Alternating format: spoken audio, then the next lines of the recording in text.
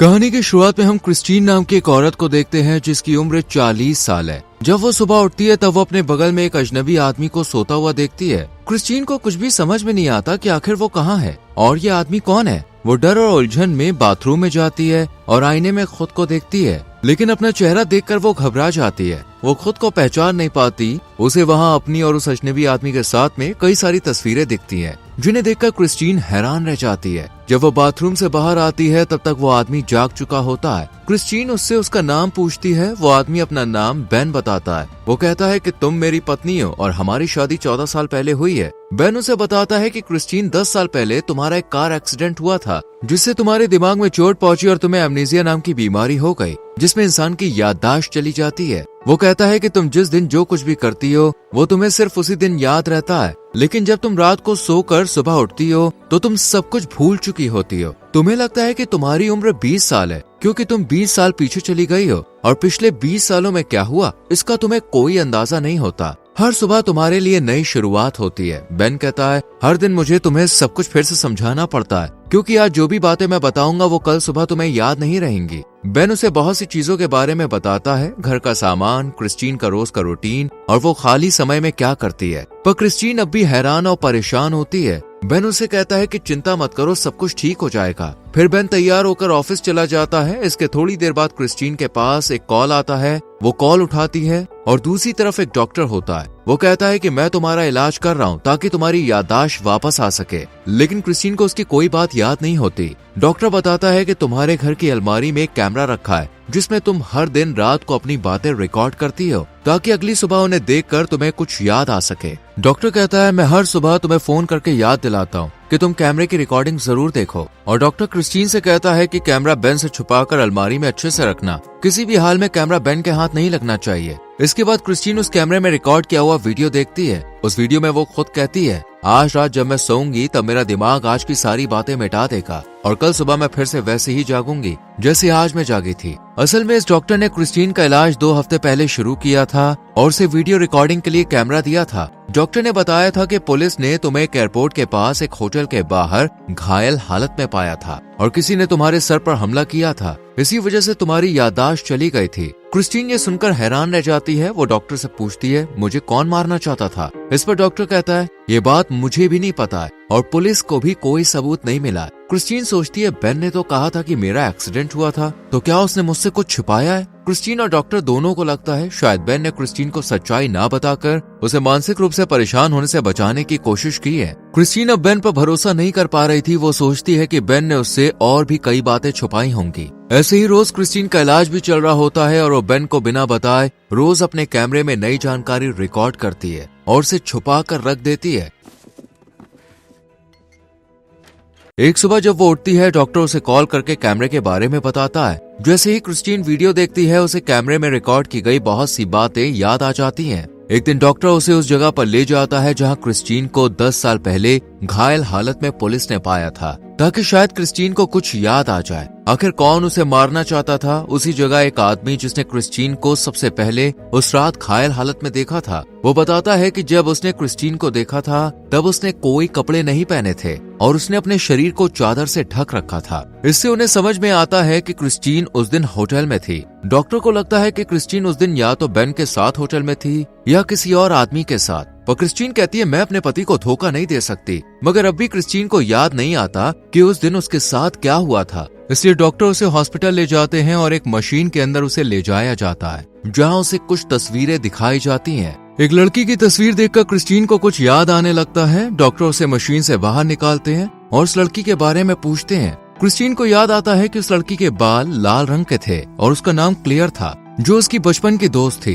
Christine जब घर लौटती है तो क्लेयर के बारे में बेन से पूछती है। तब बेन उसे बताता है, क्लेयर तुम्हारी दोस्त थी और तुम्हारी याददाश्त खोने के बाद वो तुम्हारा ख्याल रखती थी, लेकिन तुम्हारी हालत में सुधार नहीं हो रहा था जिसे वो सहन नहीं कर पाई और तुमसे रिश्ता तोड़कर किसी और शहर चली गई। बेन कहता है, मैंने तुम्हें क्लेयर के बारे में इसलिए नहीं बताया ताकि तुम्हें तकलीफ ना हो। ये जानकर क्रिस्टीन को बहुत बुरा लगता है। अगले दिन बेन उनकी साथी की सारी तस्वीरें छुपा देता है। जब क्रिस्टीन अपना रिकॉर्ड किया वीडियो देखती है तो उसे इस बात का पता चलता है और वो बहुत गुस्सा होती है। क्रिस्टीन का शक अब बेन पर और भी गहरा हो जाता है। इसलिए वो घर में पुरानी तस्वीरें ढूंढने लगती है। तभी उसे क्लेयर की तस्वीर मिलती है, जिसे देखकर उसे याद आता है कि जब उसने एक बार क्लेयर से बात की थी तब उसने क्लेयर को बताया था कि वो प्रेग्नेंट है। तभी क्रिस्टीन को याद आता है कि उसका एक बेटा भी था। जब बेन काम से घर लौटता है, क्रिस्टीन उससे अपने बेटे के बारे में पूछती है। तब बेन कहता है कि जब वो 8 साल का था तब एक गंभीर बीमारी के कारण उसकी मौत हो गई। बेन क्रिस्टीन को उनके बेटे की कुछ तस्वीरें दिखाता है, जिन्हें देखकर क्रिस्टीन फूट फूट के रोने लगती है। बेन उसे एक नोट भी देता है जो उसके बेटे ने क्रिस्टीन के लिए लिखा था, जिसमें लिखा था, माँ जल्दी घर आना। बेन कहता है, जब तुम हॉस्पिटल में भर्ती थी तब हमारा बेटा बीमार था। क्रिस्टीन अपने बेटे को याद करके रोने लगती है और खुद को दोष देती है कि शायद वो एक अच्छी माँ नहीं थी और उसी की वजह से बेटे की मौत हुई। क्रिस्टीन कैमरे में अपने बेटे को याद करते हुए एक वीडियो रिकॉर्ड करती है और फिर क्रिस्टीन कैमरे को अलमारी में छुपाने के बाद खाना खाकर सोने चली जाती है। लेकिन आधी रात को क्रिस्टीन को याद आता है कि उस दिन होटल के कमरे के ठीक बाहर कोई उसे घसीट रहा था, उसे मारने की कोशिश कर रहा था। क्रिस्टीन को उस आदमी का नाम भी याद आ जाता है, माइक, पर उसे उसका चेहरा याद नहीं आता। अगले दिन जब क्रिस्टीन डॉक्टर से मिलती है और दोनों कार में बैठकर बात कर रहे होते हैं, तब क्रिस्टीन डॉक्टर को बताती है, मैं तुम्हारे साथ सुरक्षित महसूस करती हूँ और अब मैं किसी और पर भरोसा नहीं कर सकती। डॉक्टर उसे प्यार से देखता है और उसे किस करने की कोशिश करता है, लेकिन क्रिस्टीन पीछे हट जाती है। उसी पल उसकी नजर डॉक्टर के आईडी कार्ड पर जाती है और क्रिस्टीन देखती है कि डॉक्टर का नाम माइक है, जिससे वो समझ जाती है कि डॉक्टर ने ही उसे मारने की कोशिश की थी। वो डॉक्टर से हैरान होकर पूछती है, माइक तुम मुझे क्यों मारना चाहते थे? क्रिस्टीन डरकर कार से बाहर निकलती और भागने लगती है। डॉक्टर उसके पीछे जाता है, उसे पकड़ लेता है और बेहोशी का इंजेक्शन देकर क्रिस्टीन को बेहोश कर देता है। फिर वो क्रिस्टीन को वापस उसके घर छोड़ आता है। रात में डॉक्टर क्रिस्टीन को कॉल करके बताता है कि तुम अपनी याददाश्त की बीमारी के कारण मुझे और माइक को एक ही इंसान समझ रही हो। अगले दिन डॉक्टर क्रिस्टीन को मिलने के लिए बुलाता है और उसे बताता है कि बेन उसकी भूलने की बीमारी से परेशान हो चुका था। इसी वजह से हादसे के कुछ साल बाद उसने तुमको डिवोर्स देकर तुम्हें एक हॉस्पिटल में रख दिया था। पर कुछ समय बाद जब बेन को अपनी गलती का एहसास हुआ तब उसने तुम्हें फिर से अपना लिया। डॉक्टर उसे बताता है कि तुम्हारी दोस्त क्लेयर हॉस्पिटल में कॉल करके तुमसे बात करने की कोशिश कर रही थी, क्योंकि उसे ये नहीं पता था कि तुम अब हॉस्पिटल में नहीं हो और तुम फिर से बेन के साथ रहने लगी हो। ये सुनकर क्रिस्टीन को समझ में नहीं आता कि वो किस पर विश्वास करे, क्योंकि डॉक्टर उसे कुछ और ही बता रहा होता है और बेन से उसे कुछ और ही सुनने को मिल रहा था। डॉक्टर क्रिस्टीन से कहता है, अब मैं तुम्हारा इलाज नहीं कर सकता क्योंकि मेरे मन में तुम्हारे लिए भावनाएं आ चुकी हैं और मैं तुमसे प्यार करने लगा हूँ। इसलिए वो क्रिस्टीन को किसी दूसरे डॉक्टर को रेफर कर देता है। क्रिस्टीन कहती है, मैं तुमसे ही इलाज करवाना चाहती हूँ, लेकिन डॉक्टर उसकी बात मानने से इनकार कर देता है। इसके बाद क्रिस्टीन बेन से मिलने जाती है और उससे पूछती है, आखिर तुमने मुझे डिवोर्स क्यों दिया था? बेन कहता है, बेटे की मौत के बाद मैं टूट गया था और तुम्हारी हालत भी नहीं सुधर रही थी, इसलिए मुझे ऐसा करना पड़ा, पर अब मैं तुम्हें बहुत प्यार करता हूँ और मैं तुम्हें कभी नहीं छोड़ूंगा। क्रिस्टीन और बेन एक दूसरे के गले लग जाते हैं, पर क्रिस्टीन को अब भी बेन पर भरोसा नहीं था क्योंकि क्लेयर के बारे में उसने झूठ कहा था। इसके बाद क्रिस्टीन क्लेयर को कॉल करती है और उससे मिलने जाती है। क्लेयर उसे देखकर बहुत खुश होती है। वो बताती है कि तुम पर हमले से पहले तुम्हारा किसी के साथ अफेयर चल रहा था। जब तुम्हारी याददाश्त चली गई तब मैं तुम्हारा ख्याल रखने लगी और इस बीच मेरा घर पर आना जाना लगा रहता था। बेन तुम्हारी हालत देखकर अकेला पड़ गया था और हम दोनों के बीच नजदीकियां बढ़ गई और एक दिन हमने शारीरिक संबंध बना लिया, लेकिन बाद में हमें समझ में आया कि ये सब बहुत गलत था। क्लेयर कहती है कि मुझे लगा कि मुझे यहाँ से चले जाना चाहिए, इसलिए मैं दूसरे शहर चली गई। फिर क्लेयर क्रिस्टीन को एक और चिट्ठी देती है जो बेन ने क्लेयर को दी थी। उसने कहा था अगर क्रिस्टीन कभी ठीक हो जाए तो ये चिट्ठी उसे दे देना। क्रिस्टीन वो चिट्ठी पढ़ती है। उसमें बेन ने लिखा था, क्रिस्टीन मैं तुमसे बहुत प्यार करता हूँ, लेकिन मुझे तुम्हें छोड़ना पड़ा क्योंकि तुम्हारी भूलने की बीमारी की वजह से हमारा बेटा तुमसे डरने लगा था। क्रिस्टीन को अब बेन पर भरोसा हो जाता है और वो हमेशा बेन के साथ हंसी खुशी रहना चाहती है, इसलिए वो बेन को कैमरे पर बनाए गए अपने वीडियो दिखाती है और उसे डॉक्टर के बारे में बताती है। लेकिन बेन गुस्से में क्रिस्टीन से कहता है, तुम्हारा डॉक्टर के साथ अफेयर चल रहा है और तुमने मुझे पहले क्यों नहीं बताया कि तुम डॉक्टर से मिल रही हो? इस पर क्रिस्टीन कहती है, क्योंकि मुझे पहले तुम पर भरोसा नहीं था। ये सुनकर बेन उसे थप्पड़ मारता है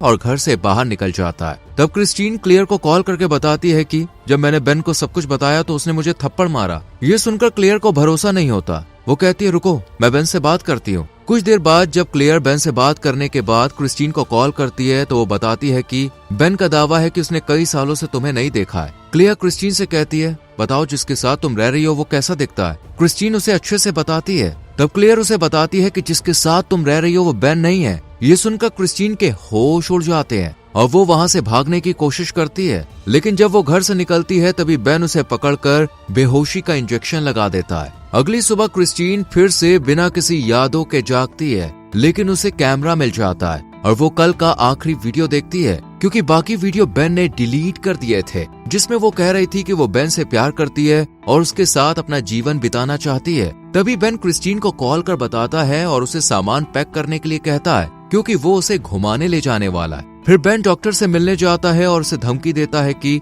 वो क्रिस्टीन से दूर रहे। रात में बेन क्रिस्टीन को उसी होटल में ले जाता है जहां उस पर हमला हुआ था, और इसी होटल के बाहर पुलिस को वो बेहोश मिली थी। बेन अब एक बड़ा राज सामने लाता है। वो बताता है कि मैं माइक हूँ, वही जिसके साथ तुम्हारा अफेयर था। वो क्रिस्टीन से उस रात को याद करने को कहता है जब वो इस होटल में साथ थे और दोनों क्लोज हो रहे थे। क्रिस्टीन को याद आता है कि वो माइक के साथ होटल में आई थी। माइक चाहता था कि क्रिस्टीन बेन को उनके रिश्ते के बारे में बताए और उसे छोड़कर हमेशा के लिए माइक के साथ रहे, लेकिन क्रिस्टीन ने मना कर दिया और इस बहस के दौरान माइक अपना आपा खो देता है। वो प्यार में पूरी तरह से पागल आशिक हो गया होता है और वो किसी भी हाल में क्रिस्टीन के साथ रहना चाहता था। जब क्रिस्टीन होटल से जाने की कोशिश करती है तब माइक जबरदस्ती उसे रोकने की कोशिश करता है, जिस बीच दोनों में लड़ाई हो गई थी और माइक ने क्रिस्टीन पर हमला किया, जिसके चलते उसे भूलने की बीमारी हो गई। माइक क्रिस्टीन से कहता है, जब तुम्हारे पति ने तुमको डिवोर्स देकर हॉस्पिटल में छोड़ दिया था और क्लेयर भी तुम्हें छोड़कर चली गई थी, तब मैंने झूठे डॉक्यूमेंट्स दिखाकर तुम्हें अपने साथ अपने घर लाया और खुद को बेन बताकर तुम्हारे साथ रहने लगा। तुम्हें कुछ याद नहीं रहता था, इसलिए मुझे तुम्हारे साथ रहने में आसानी हुई। वो कैमरे से बचा हुआ एक वीडियो डिलीट कर देता और कहता है, अब मुझे बेन की भूमिका निभाने में कोई दिलचस्पी नहीं है। वो कहता है, मैं माइक बनकर तुम्हारे साथ रहूंगा या फिर हम दोनों में से कोई नहीं रहेगा। यही क्रिस्टीन को माइक से पता चलता है कि उसका बेटा अभी भी जिंदा है। माइक क्रिस्टीन को समझाने के लिए उसके पास आने लगता है, पर क्रिस्टीन वहां से भागने लगती है, लेकिन माइक उसे रोक लेता है।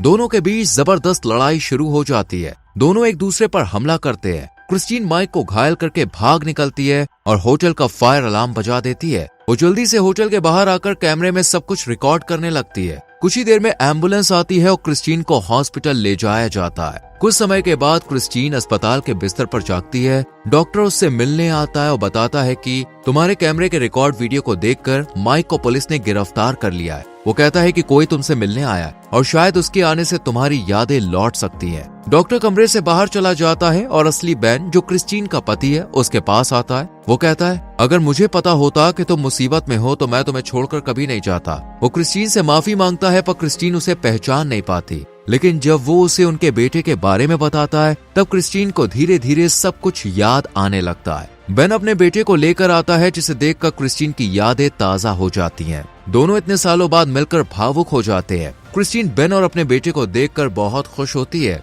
क्रिस्टीन अब उनके साथ नई शुरुआत करेगी और हो सकता है कि उसकी याददाश्त जल्द ही वापस आ जाए। इसी के साथ मूवी खत्म होती है। दोस्तों, क्या आप हर रोज भूल जाने वाली जिंदगी जी सकते हैं? इस पर अपनी राय कमेंट सेक्शन में जरूर दें। वीडियो को लाइक और शेयर करके चैनल को सब्सक्राइब करें, जिससे आने वाली वीडियोस आपसे मिस ना हो। मिलते हैं आपसे अगली वीडियो में। Till then, bye bye, take care.